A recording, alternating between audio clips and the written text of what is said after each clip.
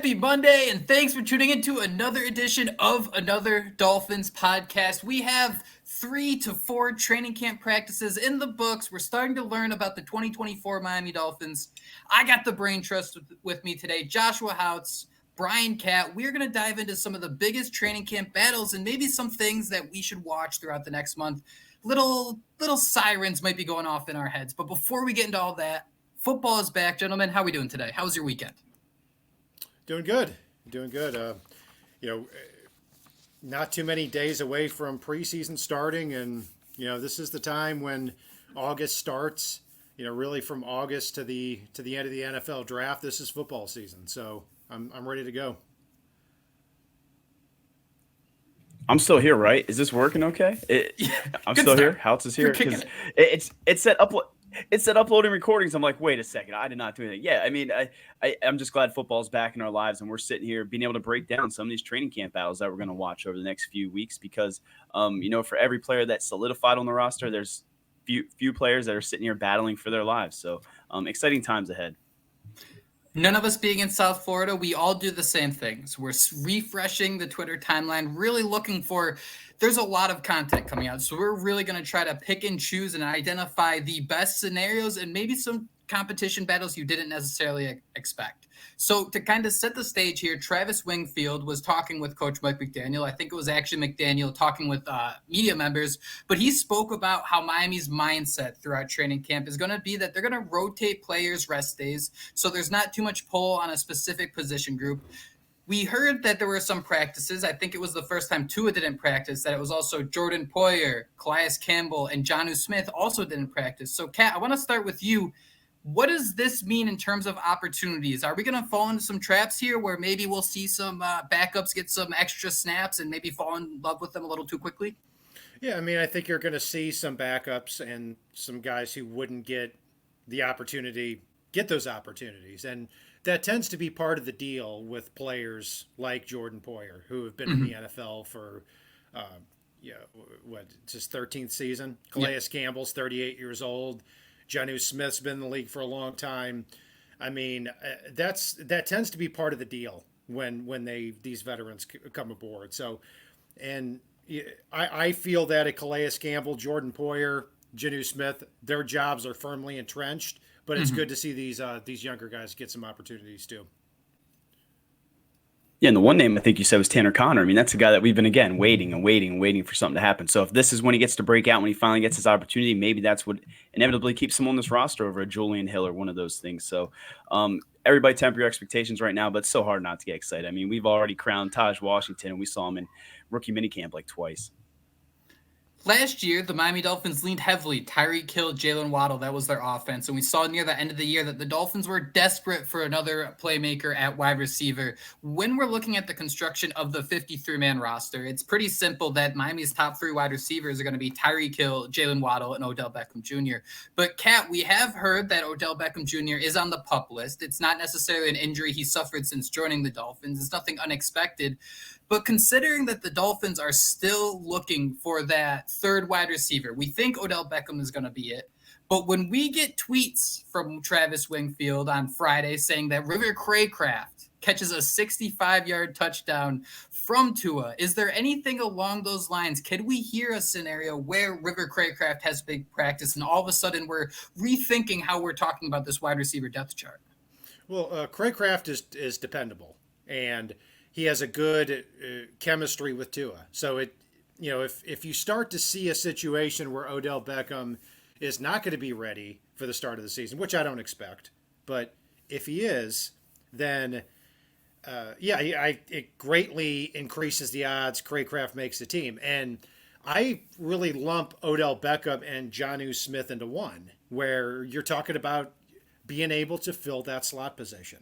And if you get into a spot where both of them are a little bit nicked up heading into the season, that dramatically increases Craycraft's ability to make the team. Right now, I don't see Craycraft making the team. He's not guaranteed any money, but that would be a situation where he would. Yeah, I mean, this is what you want to see. I mean, again, Craycraft is a veteran. He can go out there and do everything right. He has, years experience in the system, but you want to see someone step up and maybe, be more of a little bit of a playmaker. Whereas Eric Ezekiel, you want him to prove that he has, some of that Debo potential that we've seen throughout camp. Malik Washington's a name where you want to see how quickly he can get his role in this offense, how quickly he can get adapted and things like that. So those are the real question marks. But if you have to go in there with River Craycraft because, we put Taj Washington on IR because, maybe Odell Beckham's still banged up, you can do a lot worse as River Craycraft as your number 3, I think. But maybe I'm wrong. Would we start to feel queasy if it's Malik Washington kind of maintaining that wide receiver 3 spot throughout training camp? Would we kind of expect River Craycraft to be the one to come in just having that familiarity with this offense being around for a few extra years? If Washington or Craycraft were the number 3 receiver in week 1, I'd be very disappointed. Understood. I agree. It's and it's not to say that they're not rosterable players, but the Dolphins paid good money for Odell Beckham, paid good money for Jonnu Smith, and they're trying out Devon Achane more in the passing game. If you go out there week 1 and River Craycraft is getting 50 or 60 snaps for you, yeah, I'd consider that a major disappointment. Yeah, I guess I'm just looking at it from, the years of the past, right? Some of those receiving corps that we saw. I mean, you signed Odell Beckham. It would absolutely be a disappointment heading into this year. But if River Craycraft, has to be that, I guess, stopgap now until we get to that point, week 1, week 2. If Odell Beckham's injury is even that severe where you have to put him on ice, even longer than that. I mean, again, I think these guys, there's enough playmakers on this that hopefully these guys step up. Kat, when we did our 53-man roster prediction 2.0, how many tight ends did you have on the opening day roster? I had 2 because I had I had Jonnu Smith and I had Durham Smythe, and Julian Hill and Joey Fortson is really going to be an interesting battle in training camp. I could see one of them making it, and the odds are that one will make it. I had none of them very simply because there are a lot of positions available here on the Dolphins roster, and Alec Ingold, I really do count as kind of a tight end. So that would be my 3rd guy. He actually had a big catch in training camp too. I think like on a 50-yard wheel route from Mike White, I think it was, Josh. Yeah, sign me up for that. I mean, that's awesome hearing that, he's going out there making plays. What do you guys think about Tanner Conner? I mean, you mentioned Julian Hill, Fortson, them guys battling out.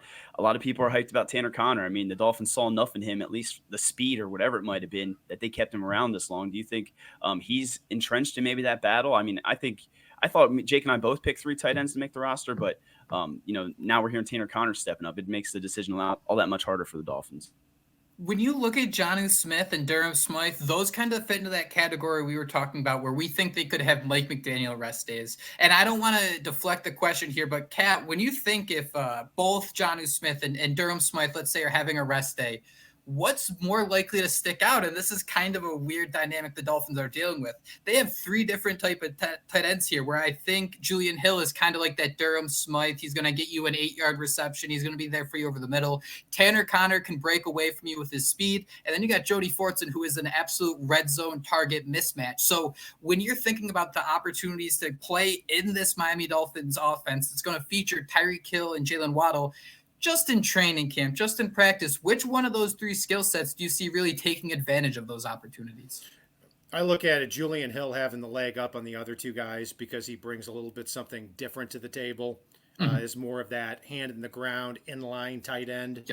Yep. Joey Fortson and Tanner Conner are converted wide receivers. So, and the Dolphins have Jonnu Smith, kind of that converted wide receiver type as well. So, but to answer your question, Tanner Conner has a lot of making up to do because he's had a lot of opportunities here with the Dolphins over the last couple of years to take that next step up. And I think if the Dolphins believed that he could take that next step up, they probably wouldn't have gone after a Jonnu Smith. They wouldn't have gone after a Joey Fortson that kind of fit that same mold. So it's great to hear he's making plays in training camp. Or in camp so far, but he needs a lot of ground to make up, and maybe you get him back on the roster or on the practice squad. But right now, it feels like he's been on the roster for 10 years. I think what you were also trying to say is, Jake, maybe shouldn't get overly hyped, of a Forts and big play, a Tanner Connor, when they're just out there playing flag football in shorts. So, yeah. So yeah. Well, maybe we should temper expectations on Tanner Connor hype, but maybe there's something there as well. To kind of, I'm going to pull us in two different directions slightly here, but considering Julian Hill's just experience and the fact that the Dolphins continue to give him snaps over the last year, could it be a situation where, let's say you're in the checkout aisle at the grocery store, would you put that divider maybe between Julian Hill and Tanner Connor and Jody Fortson? Because I kind of look at it too, like how Miami trusts its blockers, right? They really love to invest in these offensive linemen. They aren't going to be the most talented, but they're going to really work on them for years. Robert Jones, Lester Cotton, these type of guys. I wonder if Julian Hill's getting that same treatment where we're investing all this time and effort into him, where he's going to be a step ahead just from that experience. Yeah, and the advantage is Julian Hill was on the active roster last year. Yep. Tanner Connor wasn't. And you add the additional step as well that Julian Hill can also back up Alec Ingold at fullback. He got snaps in the backfield a lot. So there's a lot that favors Julian Hill in the roster battle. Tanner Connor, I think he's got the physical abilities, but he hasn't quite put it all together yet. So let's see if he does. I think we all overlooked Tanner Connor, to be completely honest, when we did all of our projections. So, I mean, maybe we should just not get overly hyped about what they're doing now. But, Jake, that same, reasoning as to why Julian Hill could stick is what you gave before. And I don't think you guys put him on the roster either way. So, I mean, I feel like that's the reason he's going to stick, a reason, Durham Smythe down the line, that's his replacement. Dolphins like what he does in the run game. So I'm going to stick there. Julian Hill was my third tight end. So, and I got to tell you, too, Tanner Connor, I'm biased against because I just can't get over that Jets game a couple of years ago, when he dropped that, 3rd and 20 pass where it was going to be a 60-yard touchdown. And if he gets that, the Dolphins beat the Jets probably in that game. And that was his opportunity. Then again, Julian Hill caught, a couple of passes last year, and one of them he fumbled against the Raiders that almost ended up costing him the game. So this is where having a Dory brain. This is where having a Dory brain works out. Can we get a second or third tight end that just does his job? Michael Agnew, Tanner Connor, Julian Hill. Come on, somebody just block and catch 15 passes. Durham Smythe. Durham Smythe's a good player. And I think the Dolphins finally do, with Durham Smythe and Jonnu Smith, have two really good tight ends to pair on the roster right now. And that's why I only have them keeping two right now until somebody else steps up. Is the biggest battle of training camp the Miami Dolphins and their inability to hold on to the football? Is that the biggest battle of all of training camp? When you go back to the first play of the Miami Dolphins 2023 season, it was a fumble. Their first drive of the 2023 season ended with a fumble. Is that maybe the biggest issue the Dolphins are dealing with? I mean, mistakes need to be limited, period. There have been too many penalties over the last couple of years under Mike McDaniel. And I love Mike McDaniel as a coach. I'm very excited about him, very excited about the season. But, at a certain point, the mistakes have to be limited. Fumbles, injuries, penalties, they've got to be limited at a certain point. And I hope that we start to see that this year, because 2 years in a row, it's starting to become a little bit of a trend. And 3 years, it's really going to be obvious. Now, the other side of that is, Brian Flores before that was very, very rigid. The Dolphins were one of the teams that had the fewest penalties in the league, but they also couldn't play offensive football. So it's kind of gone completely the opposite way. Switching over to the offensive line here, let's talk about the guard positions. I think as long as there's no injuries and we're knocking on all the wood we could find, that left tackle, right tackle, and center are pretty solidified here. But the early reports in camp are that the Dolphins' offensive line is being bullied by a defensive front that doesn't include Christian Wilkins. You have Jalen Phillips working on the side. Bradley Chubb, he's still working back from his injuries. So, Kat, how are you feeling about these two offensive guard spots? Are you feeling a little queasy that maybe they didn't do enough to refortify these positions? Yeah, and that's the thing I'm most queasy about with the team heading into the year. I mean, it's not just the guard spots, but look, Aaron Brewer, I think, is a high upside center. Mm-hmm. He's gone from 275 pounds a few years ago at the Titans to now up to the 290 mark. I think you're going to see some really good run blocking athletic plays out of him, but it doesn't replace either that he's not a great pass protecting center. And then you combine that with the guards. If you told me right now that you're going to get C plus B minus interior offensive line pass protection from the Dolphins, I would take that right now. And that's kind of scary. And it doesn't surprise me that they're getting bullied a lot in pass protection now. Now, the other side of that is if you can get these offensive linemen out into space, you might have a 70-yard Devon Achane touchdown. And that's kind of the game the Dolphins are going to play this year, as according to the roster construction. I think it was Omar Kelly that tweeted that out about how Butch Barry was all over their ass and how they were playing, pretty poorly throughout camp. And, they're trying to match with the offense's performance. I mean, for me, I guess the biggest thing, like you guys both mentioned, was Aaron Burr. Besides that, it has to be the guard. We're relying on Liam Eichenberg almost to be a starter on one of those sides. He's almost penciled in my opinion. That's the battle. Who's going to step up next to him? I don't know. I felt a lot better before the Isaiah Wynn put on PUP list. I don't know if I was just a hopeless romantic or, hopelessly optimistic, but I don't know why I felt a little bit better about the guard position. Now, I'm a little bit queasy, but you mentioned Keon Smith on a previous pod. I mean, he's really stepped up over the years. So what are we doing? What are we going to do on offensive line? Who's stepping up? Keon Smith can't climb inside, can he, Cat? He's a little too skinny for that, and Patrick Paul is kind of in that same way. So, unfortunately, there's not a lot of position versatility with those two players. But when you look at this Mike McDaniel, Kyle Shanahan type of offense, I mean, the guard position has been pretty irrelevant with these teams. It's about getting the ball out of the quarterback's hands quickly, getting players into space, winning one-on-one matchups. And it seems like the Dolphins are really leaning into that, not only over the last 2 years, but especially more heading into this season. I don't want to overreact too far and go too deep into this, but thinking of the San Francisco 49ers have these deep playoff runs every year. Can we really be surprised anymore when we're sitting there like, geez, why is Chris Jones absolutely dominating the Dolphins? I think, I don't know if I'm over-exaggerating to a point here, but I still feel like we could reach if the Dolphins were lucky enough to get back to the playoffs, maybe win a playoff game and you're facing the Chiefs again. Do they have an answer for a Chris Jones, or is it just let's not make sure he doesn't get 7 sacks and hope we can kind of overcome everything else? Yeah, I mean, Chris Jones is probably the best defensive tackle in football, but I understand your point. I mean, it's that's going to be the constant question throughout the year, and just inside the division. I mean, you're talking about how is this interior line going to handle Quinnen Williams twice a year? How are they going to handle Christian Barmore from the Patriots? I mean, Ed Oliver from the Bills. I mean, you're talking about a mismatch. But then on the other side of it too, you factor in that, okay, the Dolphins, if they play their cards right, you're going to have a Tyreek Hill or a Jalen Waddle going up against the Bills cornerback. So if you can give Tua 3 or 4 seconds to throw on a consistent basis, that's probably all they need to win the mismatches on offense. Yeah, I just want to say, forgive me for saying Keon Smith. I was thinking Jack Driscoll. He was the guy that came in. He's had some familiarity playing right tackle, I believe, with the Philadelphia Eagles inside. Can he, win that battle? Because he is that newcomer. He's that guy that they signed, that veteran to bring in. So I'm intrigued to see what he can do throughout camp, because he's that, I guess, the only X factor that they brought in from outside.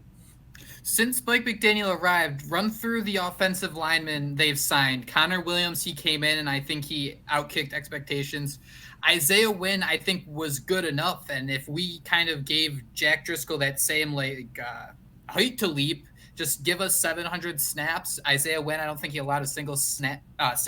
If you could give something like that from Jack Driscoll at right guard, I think you're feeling really good about masking losing someone like Robert Hunt. Yeah, and that's the strategy, is to make the guard position very easy for this offensive line to play. And and when you get into those trench games in December and January when it's 10 degrees outside, maybe the Dolphins see a similar problem. But that's probably the route they've got to take. The alternative is you give Robert Hunt $20 million a year, and then it causes problems in negotiations with other players. Did they make the right choice on that? I think they probably did in this type of offense. Now, I wish they had re-signed Robert Hunt a year ago, where he might have been $12 million a year instead of 20 plus, but you understand my point. Yeah, and I just want to say, Jake, I don't know if they did enough to compete with the division, compete with those juggernauts in the AFC and NFC, because again, we're all sitting here feeling a little bit queasy about the offensive line all throughout. Is there any other final thoughts? I think we'll see some Jalen Wright highlights. I think the Dolphins have 3 different running backs in Jeff Wilson, Salvon Ahmed, and Chris Brooks as well.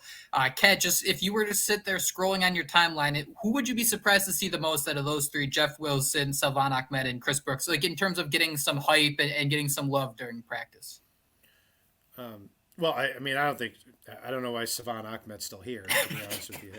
That's like your best friend, man. It's like you should just have a shirt that says that. You should sell a Cat shirt with that. Look, he's a decent player. I wish he'd go somewhere else and get a better opportunity. I mean, and I kind of feel the same way about Jeff Wilson.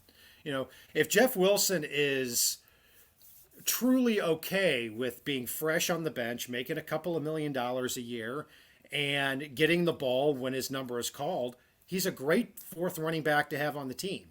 Agreed. Is he okay with that? That's a question for him. And if not, I think another team would be crazy not to pick up the phone and offer a future 6th or 7th round pick for Jeff Wilson at the salary that he's making. So Jeff Wilson to me is by far the most talented 4th running back on the team over Chris Brooks and especially over Savon Ahmed. Yeah, if I was running the social media team, that's what I'd be doing, posting Jeff Wilson clips, some of these players that you're trying to, show those clips of to try to maybe trade. I was going to say, Jake, Chris Brooks, if we see him, breaking off some runs, that would probably surprise me the most just because he seems like the practice squad man, the odd man out. But, yeah, let's get some highlights out there so we can get rid of some of these players that, are on the bubble. That's a great point. I think Chris Brooks kind of is already being fit for that spot on the practice squad. I could see him being there like a week 8, 9, come in and have 10 carries for 60 yards and a touchdown, just something like that against the Jets. Who knows? So let's do it. Let's flip the coin here and go over to defense. Things are looking a little interesting on the edge all of a sudden. We have Emmanuel Ogbah. He's back. He's wearing number 51, and he even secured himself an orange jersey. But, Kat, as the Dolphins are rotating through these players, who are you hoping to see get a lot of love there at edge rusher? Yeah, I mean, what a bad situation, too, because Jalen Phillips, Bradley Chubb, both season-ending injuries at the end of last year on great seasons. Shaq Barrett quits.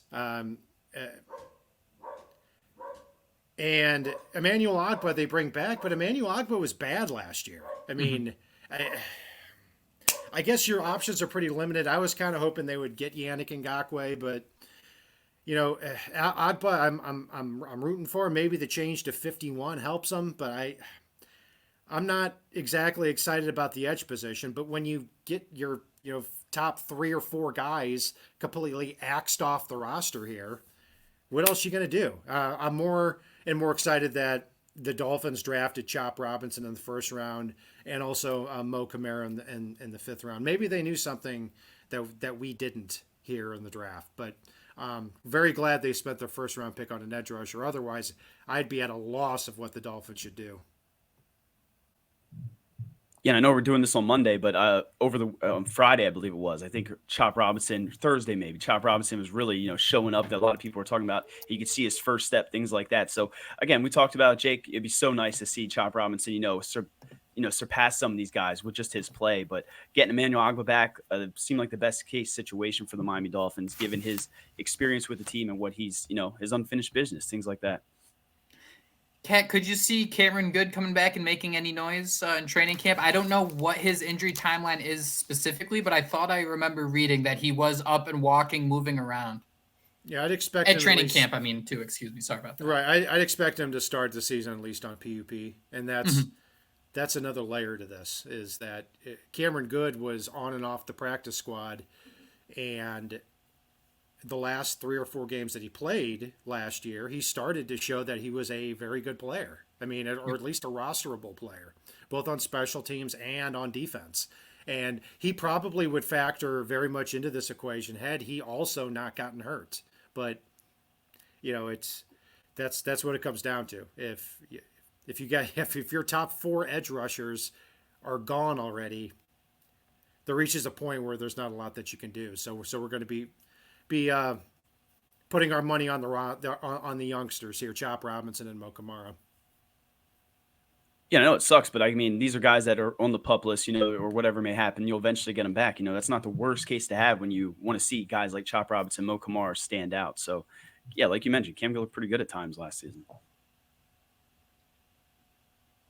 At inside linebacker, David Long Jr., another player who's on the PUP list. Is this when we're finally going to see Channing Tindall make some noise? Is this probably his best opportunity here to have maybe a clear lane to not become a starter, but get some playing time, take advantage of some opportunities, and say maybe a year or two down the road we could be talking about a starter?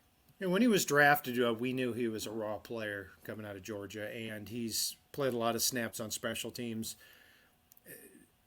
I mean, I see David Long coming back. I see him teaming with Jordan Brooks on the inside to start. Anthony Walker, you've got to think, is a really solid third inside linebacker. And then Channing Tindall and Duke Riley. That's one of the battles that we've had a lot of interest in throughout camp. Maybe both make the roster, but if Channing Tindall ends up making the team over Duke Riley and the Dolphins can cut Duke Riley and save $2.5 million, that's going to be a glowing indictment for Channing Tindall that he might be ready to contribute more on defense and take over the special teams unit. But that's a big if. I mean, he's played a lot of snaps on special teams, but I hate to go back to the Bills game last year on Monday Night Football where Deontay Hardy takes the ball back 90 yards. You see the guy late getting to the play. It's Justin Bethel and it's Channing Tindall. I mean, he makes that play and the Dolphins might win the division. So he's got to step up. His previous defensive coordinator didn't like him, didn't like a lot of people, but yeah, it's time for Channing Tindall to step up. Pray we see something, but you mentioned special teams. I mean, that's kind of why I think Duke Riley has, I guess, to this coaching staff, he probably is a lot more valuable than we're sitting here. We've been hyped about Channing Tindall, but Duke Riley, whether it's that veteran presence in the locker room, it's what he does on special teams. He's, again, that guy that can do everything asked of him, just not everything great. So I hope to God we hear Channing Tindall, exceeds expectations, makes this a legit camp battle, somehow makes the roster. We're hearing he's making plays, but I just feel like it's almost too little too late, but he's had a rotation of defense coordinators. So maybe it's Anthony Weaver. Maybe the time is now. Joe Barry's here too. We got to throw that out there. 2 years ago, it was Josh Boyer's defense. That was what Channing Tindall was drafted to play in. Then he had Vic Fangio last year, and now we're going into year 3. Anthony Weaver, an entirely new defense. Who's more likely to really find a role in an Anthony Weaver defense? Is it going to be Channing Tindall to step in and be a playmaker, an impact player at linebacker, or is it Cam Smith's season at cornerback? Cam Smith is the one I have a little bit more confidence in, very simply because he's only played 1 year in the league. And that's a big thing this year, because when you take a look at the Dolphins depth chart, at least how I look at it, I mean, if we go by PFF's rankings, you got Jalen Ramsey as the 6th best cornerback, Kendall Fuller as the 8th cornerback for them. Javon Holland ranked the 48th best player in the NFL, not defense, not safety, in the NFL period. So you've got 3 blue chip players right there. And then you pick up Jordan Poyer, who if he can play as well as he has the last couple of years and Father Time doesn't catch up with him, very, very solid player. And I have a lot of faith in Cater Co, who responding to form in the way that he played in the first year and a half as opposed to how he played in the second half of last year. So if you've got those top 5 guys and they stay healthy, now you tag on Cam Smith. If he takes that step forward, now you've got a dime back too. You've got 6 really quality defensive backs. It serves as a major mismatch against the Bills when they've lost Stephon Diggs. So that, to me, when I look at the defensive back position, that's their route to win the division and shutting down the Bills. Yeah, I mean, I'm ready to run through a wall. I was just can we just play that Cam Smith, his little just drop your nuts or whatever, just go out there and play, because that's pretty much where we're at, right? I mean, he needs to go out there. I think he has a better chance of, making plays and getting playing time than opposed to a Channing Tindall. So, I mean, I hope that'd be so nice to have those 6 defensive backs like you mentioned. So let's hope Cam Smith takes that next step this year, because we all had pretty high aspirations last season, but we know how long it takes these cornerbacks to get acclimated to the NFL game. If we're going through the totem pole there of Miami's secondary, who is going to be harder or higher up on it come week 1, Cam Smith or Nick Needham? I don't have Needham making the roster.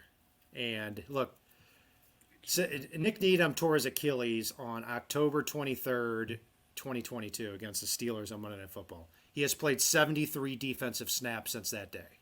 And I hope he comes back. He's been moved to safety in a lot of packages. And it's a shame because he was really turning into one of the better nickel backs in the NFL before that happened. But you got to wonder if he doesn't make if he does not shine in training camp and he does not make this roster, you got to wonder how long is this guy going to stay in the league again. And to piggyback on that, I mean, to me, the most interesting competitions occur at defensive back with Marcus May, who has a lot of good and a lot of bad. Nick Needham, a lot of good and a lot of bad with the injuries. Elijah Campbell, two defensive coordinators did not have him taking on an important role in defense with Josh Boyer and Vic Fangio. But he's really a good special teamer and seems really opportunistic when he gets that chance. And then you've got a bunch of kind of unproven players. So defensive back is very, very interesting. To me, the most interesting position here as we head into the season. Yeah, I don't know. I was going to say Nick Needham. I mean, it's hard to bet against him, right? But, I mean, I hope it's Cam Smith. But I think I did have Nick Needham making the roster, and I think, his versatility, being able to play all over, I don't know if that's a good or bad thing, like you said, because he does so many things good, just nothing great. Nick Needham's like the perfect example of a player who we think we should be hearing a lot of in training camp. As some of the older guys get the rest days, you kind of assume like he'd maybe get a couple mismatches being one of the vets and has that experience in the league. So, Kat, I think that's a great point. Can we wrap up here by talking about the safety position? Because how do you see it coming out or really playing out, Kat? Because you don't even have Marcus May making the 53. Is that correct?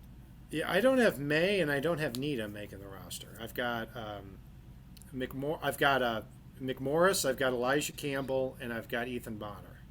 So I have them keeping 5 safeties, and the reason for it is, look, Marcus May, I'm really hoping comes in and has an impact because they didn't sign him for a lot, and 2 years ago with the Saints, I mean, the Saints thought enough of him to sign him to a 3-year, $28 million contract, and he played well in 2022. We're just talking 2 years ago, but last year was a disaster for him. He had injuries. He missed 3 games due to a suspension, and he's only played 23 games in the last 3 years. But if you can get him on the team in a limited role, and he plays a lot of games for you, he without question can be that third safety. Nick Needham, we've talked about. I mean, I really hope he comes back and is kind of that 6th or 7th defensive back who can play cornerback and play safety, but I can't get over how long it took for him to come back last year. And when he came back, the team did not have enough confidence in him to play him more than a handful of snaps in junk time. So you're talking about like 2 full years removed from football. So because of that, I'd rather go with the fresh legs at safety and projecting how the depth chart's going to look. And that comes out to Elijah Campbell because of his special teams ability, the 6th-round rookie Patrick McMorris, and Ethan Bonner as the 5th guy.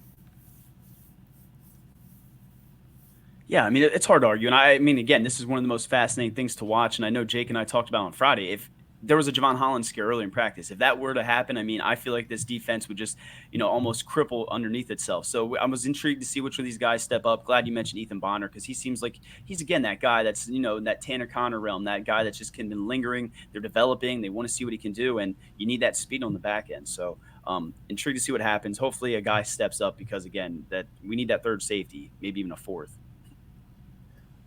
Who's one rookie on the 90-man roster?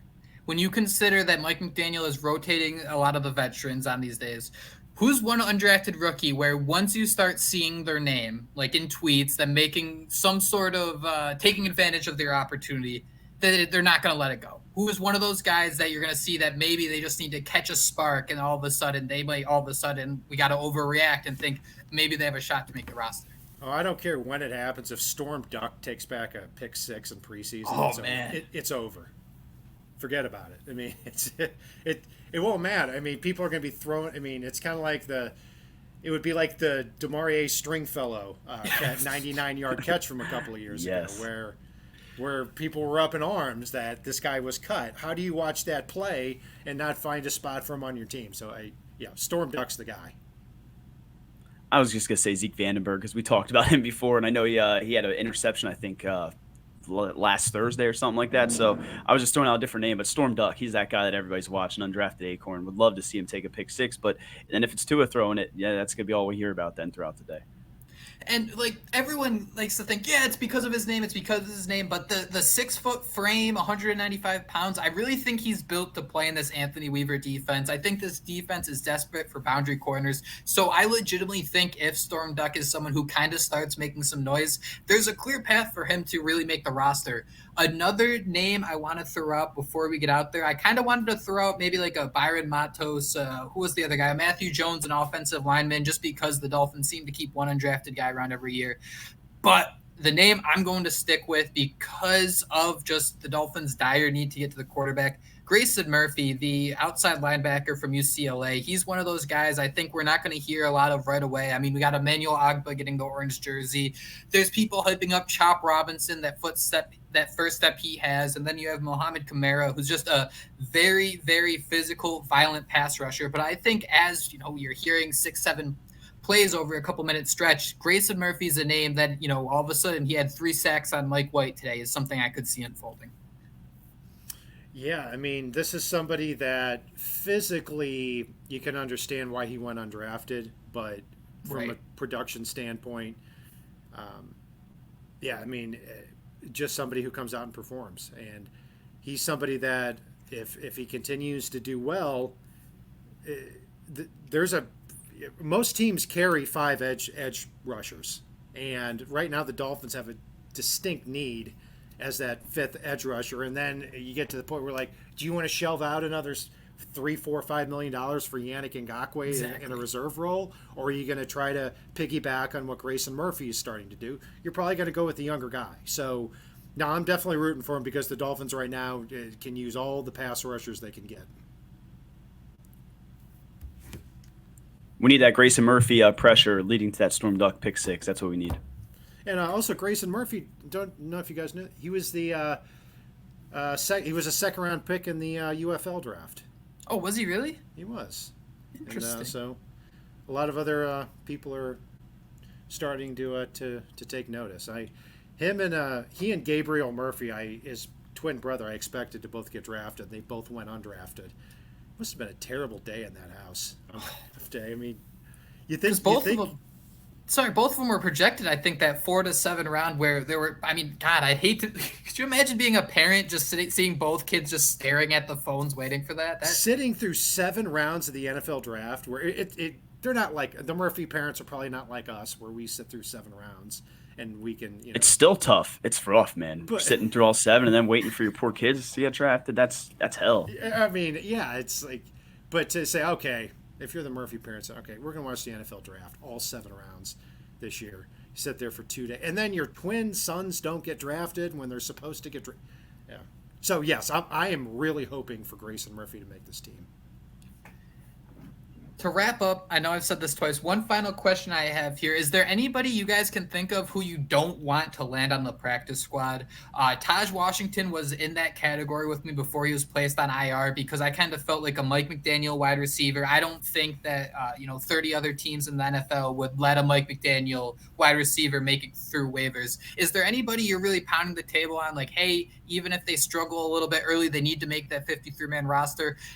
Is Malik Washington, let's say River Craycraft keeps going absolutely berserk River Craycraft going through berserk. Welcome to a late July line here on Another Dolphins podcast. But is there any scenario where there'd be a conversation of Malik Washington being on like a roster bubble or someone like that? Yeah, it's a different question now than a couple of years ago because a couple of years ago when they had, 7 or 8 players that made the practice squad, I always thought those spots were reserved for guys that had physical developmental skills, right, where it wouldn't make sense for somebody who's limited to be on that practice squad. But now it's kind of like your AAA team, right? In the NFL. I mean, I dog Savon Ahmed, but I don't mind Savon Ahmed being on the practice squad because he has experience. And if nobody else wants him, I'm perfectly fine with them being on there.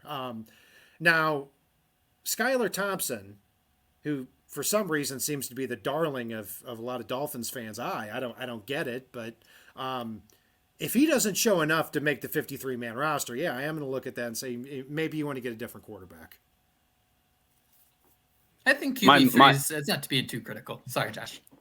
No, you're good. I was just going to say my mind went immediately to Malik Washington because we're all hyped about him. I mean, who knows if he's actually, who knows what happens in camp. I think he's pretty much solidified on that roster. But that was exactly where my mind went. Losing him would hurt. Taj Washington would have hurt, but I think we might be safe with that.